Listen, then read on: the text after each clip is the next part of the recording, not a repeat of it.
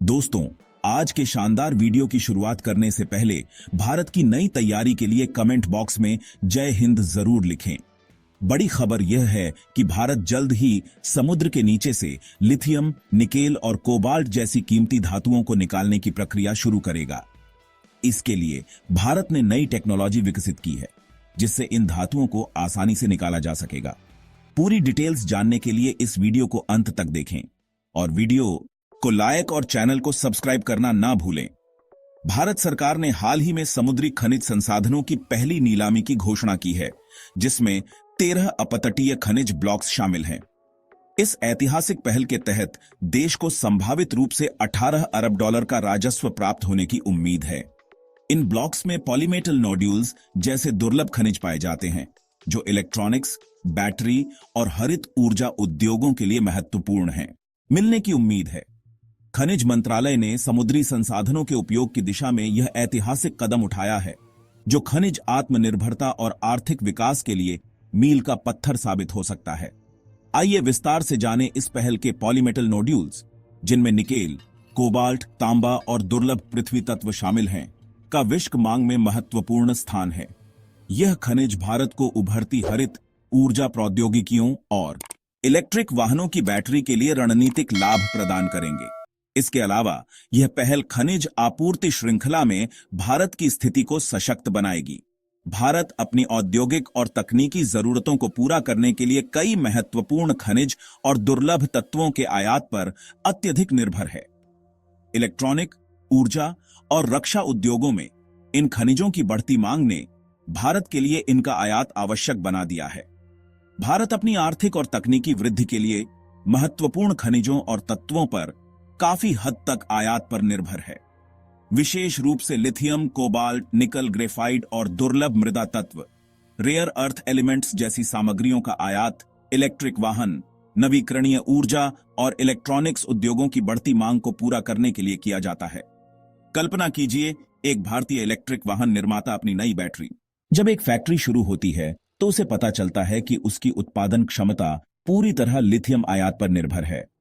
Lithium, जो battery का मुख्य घटक है, 70% से अधिक चिली, अर्जेंटीना और ऑस्ट्रेलिया से आयात किया जाता है। भारत ने 2022 में लगभग 1.2 अरब डॉलर मूल्य का लिथियम आयात किया था। इसी तरह कोबाल्ट, जो बैटरी की स्थिरता में मदद करता है, का मुख्य स्रोत अफ्रीका के कांगो लोकतांत्रिक गणराज्य है, जहां से भारत इसे चीन के माध्यम से खरीदता है। लगभग 65% कोबाल्ट उत्पादन चीन नियंत्रित करता है, जिससे भारत को रणनीतिक जोखिम उठाना पड़ता है। दुर्लभ मृदा तत्व या रेयर अर्थ्स, भारत अपनी आवश्यकता का 90% चीन से आयात करता है। ये तत्व स्मार्टफोन, वायु टरबाइन और सैटेलाइट निर्माण में आवश्यक हैं। निकल, जो स्टेनलेस स्टील निर्माण में इस्तेमाल होता है, इंडोनेशिया और रूस से आता है। भारत ने 2022 में लगभग 60% निकल इन्हीं देशों से आयात किया था। भारत विश्व का सबसे बड़ा सोने का आयातक है और 2022 में 50 बिलियन डॉलर से अधिक का आयात किया।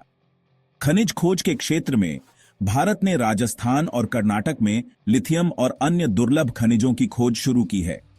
आत्मनिर्भर भारत पहल के तहत देश अपनी खनिज प्रबंधन क्षमता में सुधार कर रहा है। ऑस्ट्रेलिया और चिली के साथ समझौते महत्वपूर्ण खनिजों की आपूर्ति सुनिश्चित करने के लिए किए गए हैं। इसके अलावा भारत दक्षिण कोरिया और जापान के साथ भी साझेदारी कर रहा है। साथ तकनीकी साझेदारी, आर्थिक मजबूती, नीलामी से प्राप्त राजस्व का उपयोग देश के अवसंरचना विकास और खनिज खनन अनुसंधान को बढ़ावा देने में होगा।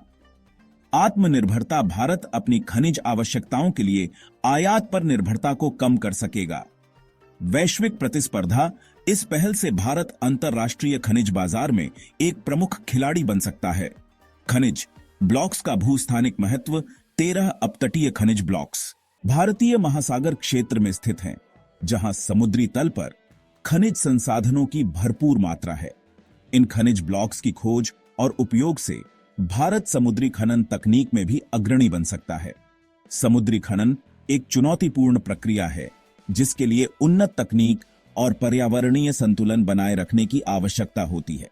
भारत ने इस नीलामी के लिए कठोर पर्यावरणीय दिशा निर्देश और तकनीकी मानक सुनिश्चित किए हैं, ताकि समुद्री पारिस्थितिकी को न्यूनतम क्षति पहुंचे। भारत का यह कदम अंतर्राष्ट्रीय स्तर पर खनिज संसाधनों के लिए प्रतिस्पर्धा में अपनी स्थिति मजबूत करने का हिस्सा है। इस पहल से भारत को वैश्विक खनिज उद्योग में स्वदेशी क्षमता को प्रदर्शित करने का अवसर मिलेगा। इस पहल से खनिज खनन में अनुसंधान और विकास को बढ़ावा मिलेगा। साथ ही यह भारत के खनिज खनन क्षेत्र में निजी और विदेशी निवेश आकर्षित करने में मदद करेगा। भारत की पहली अपतटीय खनिज नीलामी देश के खनिज संसाधनों के उपयोग की दिशा में एक ऐतिहासिक कदम है। यह पहल आर्थिक विकास, खनिज आत्मनिर्भरता और पर्यावरण संरक्षण के बीच संतुलन बनाने का प्रयास है। भारत को उम्मीद है कि इस नीलामी से देश की अर्थव्यवस्था और खनिज क्षेत्र में अभूतपूर्व प्रगति होगी। भारत अपनी आवश्यकता का 90% चीन से आयात करता है। यह तत्व स्मार्टफोन, वायु टरबाइन और सैटेलाइट निर्माण में आवश्यक हैं। निकल स्टेनलेस स्टील निर्माण में इस्तेमाल होने वाला निकल इंडोनेशिया और रूस से आता है। भारत ने 2022 में लगभग 60% निकल इन्हीं देशों से आयात किया। भारत विश्व का सबसे बड़ा सोने का आयातक है। 2022 में $50 बिलियन से अधिक का आयात किया। खनिज खोज भारत ने राजस्थान और कर्नाटक में लिथियम और अन्य दुर्लभ खनिजों की खोज शुरू की है। आत्मनिर्भर भारत पहल भारत अपनी खनिज प्रबंधन क्षमता में सुधार कर रहा है। ऑस्ट्रेलिया और चिली के साथ समझौते महत्वपूर्ण खनिजों की आपूर्ति सुनिश्चित करने के लिए। दक्षिण कोरिया और जापान के साथ तकनीकी साझेदारी। आर्थिक मजबूती, नीलामी से प्राप्त राजस्व का उपयोग देश के अवसंरचना विकास और खनिज खनन अनुसंधान को बढ़ावा देने में होगा। आत्मनिर्भरता भारत अपनी खनिज आवश्यकताओं के लिए आयात पर निर्भरता को कम कर सकेगा। वैश्विक प्रतिस्पर्धा इस पहल से भारत अंतर्राष्ट्रीय खनिज बाजार में एक प्रमुख खिलाड़ी बन सकता है। खनिज ब्लॉक्स का भू-स्थानिक महत्व। 13 अपतटीय खनिज ब्लॉक्स भारतीय महासागर क्षेत्र में स्थित हैं, जहां समुद्री तल पर खनिज संसाधनों की भरपूर मात्रा है। इन खनिज ब्लॉक्स की खोज और उपयोग से भारत समुद्री खनन तकनीक में भी अग्रणी बन सकता है। समुद्री खनन एक चुनौतीपूर्ण प्रक्रिया है, जिसके लिए उन्नत तकनीक और पर्यावरणीय संतुलन बनाए रखने की आवश्यकता होती है। भारत ने इस नीलामी के लिए कठोर पर्यावरणीय दिशा निर्देश और तकनीकी मानक सुनिश्चित किए हैं, ताकि समुद्री पारिस्थितिकी को न्यूनतम क्षति पहुंचे। भारत का यह कदम अंतर्राष्ट्रीय स्तर पर खनिज संसाधनों के लिए प्रतिस्पर्धा में अपनी स्थिति मजबूत करने का हिस्सा है। और ऐसे ही डेली न्यूज के लिए चैनल को सब्सक्राइब करना न भूलें। धन्यवाद।